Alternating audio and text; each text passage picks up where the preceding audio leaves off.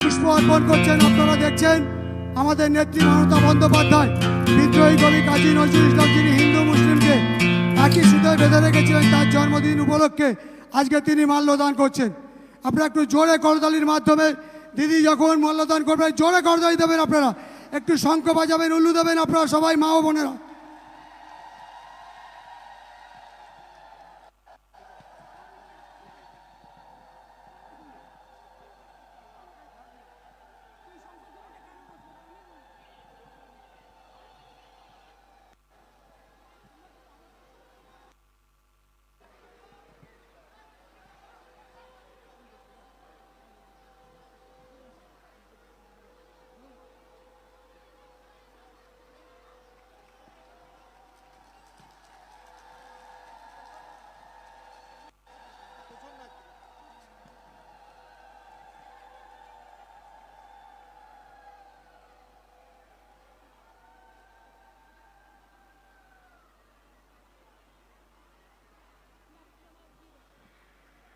এবার আপনারা যার বক্তব্য শোনার জন্য অতি আগ্রহ, সেই সকাল 9টা থেকে এখনো পর্যন্ত অপেক্ষা করছেন, সেই বাংলার অগ্নিকন্যা মুখ্যমন্ত্রী মমতা বন্দ্যোপাধ্যায় আপনাদের সামনে বক্তব্য রাখছেন।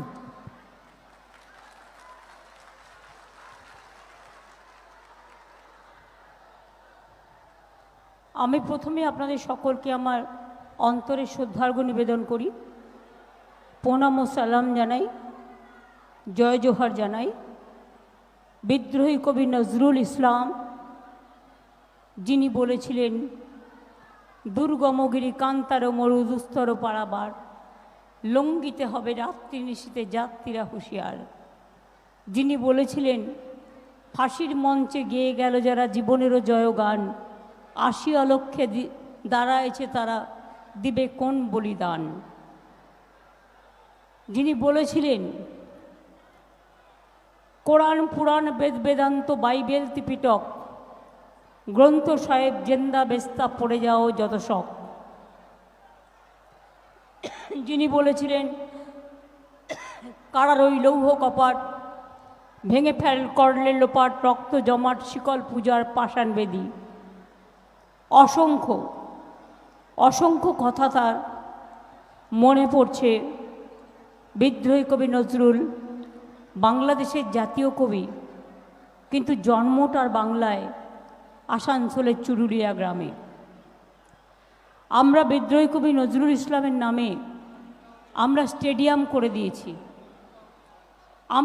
আমরা এয়ারপোর্ট করে দিয়েছি অন্ডালে, কাজী নজরুল ইসলাম এয়ারপোর্ট।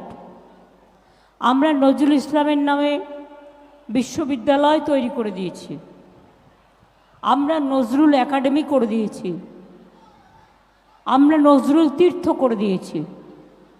যতটা পারা যায় রবীন্দ্রনাথ নজরুলকে সম্মান জানানো সবটাই করে দিয়েছি। আমি প্রথমেই ধন্যবাদ জানাই এখানকার বিধায়ক সঞ্চালক, বিশেষ করে যিনি আপনাদের এখানে সঞ্চালনা করছিলেন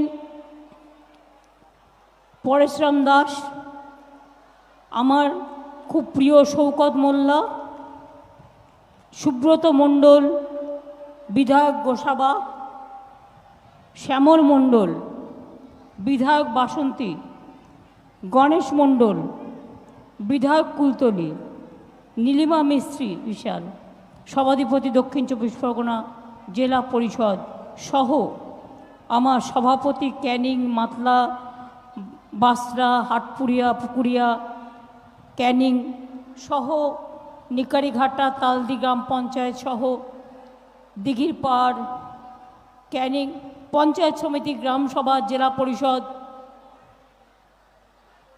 সহ সকল মাইনরিটি, তৃণমূল ছাত্র Parishad, Trinamool Jubo Congress, frontal organisation, SC ST OBC, mother Congress, mother Trinamool Congress সহ আমার সকল ভাই বোনেরা, মঞ্চে উপস্থিত আমার সকল নেতৃবৃন্দকে আমি সকলের সাথে মিলে আপনাদের সকলকে আপনাদের অনেক অনেক প্রণাম এবং সালাম এবং অভিনন্দন জানাবো।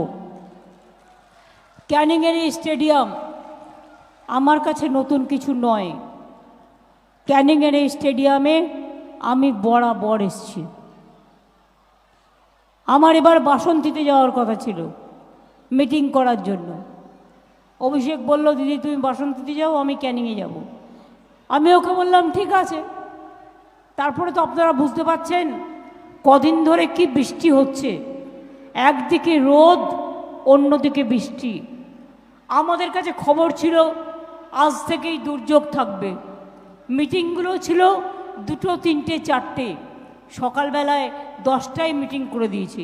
9টার মধ্যে রেডি হয়ে বেরিয়ে সাগরের মিটিং, রায়দিঘির মিটিং করে এলাম। তারপরে এখানে যখন আসছিলাম আকাশে দেখছি চারিপাশটা মেঘ করে আছে, ঘুমোটম্বনে একেবারে জল ভরা মেঘ, যেন যখন তখন। আর বিদ্যুৎ চমকাচ্ছে, দেখানো যাচ্ছে বিদ্যুৎ চমকাচ্ছে, মেঘ জমে আছে, জল ভরা মেঘ, যখন তখন বৃষ্টি হবে। এই অবস্থায় পাশ কাটিয়ে আমরা কোনো রকম আপনাদের এখানে আরও 2টো সভা করে এসেছি। আসতে যে পেরেছি এটা বলতে পারেন মানুষের অনেক আশীর্বাদ, মানুষের অনেক শুভকামনা, মানুষের অনেক দোয়া, মা বোনেদের অনেক শুভেচ্ছা। আমি বেশি কথা বলবো না। ফ্রাইডে এমনিতেই জুম্মাবারের দিন, আপনারা সংখ্যালঘুরা জুম্মাবারে জুম্মা করতে যান। আমি নিজেও সন্তোষী মাতার উপোস করি, কাজে সন্তোষী মাতার আমি করি শুক্রবার দিনটা অনেকে শিবদেবের পুজোও করেন, মা দুর্গার পুজোও করেন।